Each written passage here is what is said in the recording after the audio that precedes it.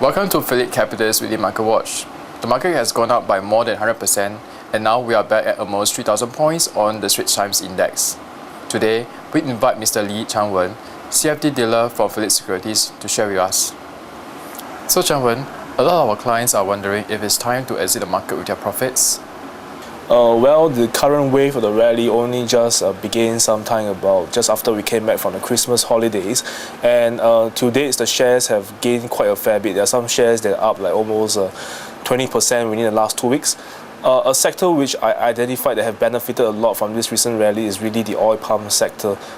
This share price have really gained a lot for the last few days. The share price movement is really phenomenal. You should really take a look at it.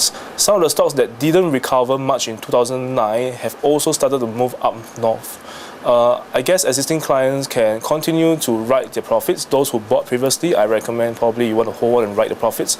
But for new investors, I really advise you so-called to be careful in trading ahead. You have to be really cautious about what you buy and how long you're going to hold it. The Dubai war caused some jittery in the market last year. Can it be a warning signal that something bigger will be brewing? Well, let's look at what actually happened way back in the past, which was in 2007 was the beginning of the subprime crisis. There was actually a first warning signal which the market was actually put forward to, but somehow the market continued to rally. They didn't really so-called buy the news. But somehow when the second warning came out, the market really crashed. So I believe for all clients out there, you should not ignore this first warning signal and become overconfident in this market. You should actually take this in perspective and use this information and be careful in trading ahead. What about China? Any views? I'm sure over the last 1 year, you have seen that in China, the country has been actually so-called dishing out stimulus plans and injecting funds into the market. There's also a recent big news whereby the government there has just approved a big railway project whereby they're actually building a major railway lines across there's major cities. But just bear in mind that there's a big news that came out recently whereby the China government mentioned that they would like to tighten the monetary policy. And I mean, all this is very simple. It's just to prevent overheating of the economy.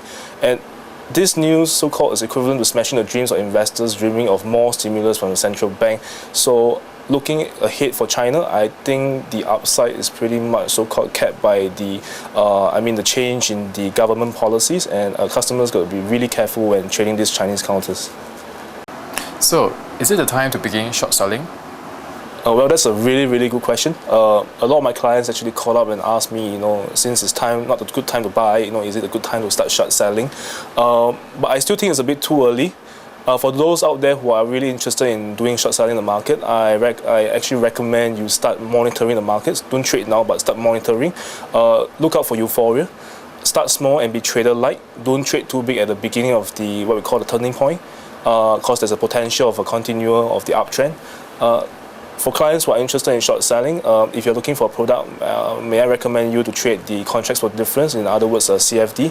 And just bear in mind that if you are actually looking to short selling right now, just bear in mind that you're really going against the trend and it will be an uphill battle. Thank you, Chang-wen. That's all we have for you today. Tune in next week for more market updates.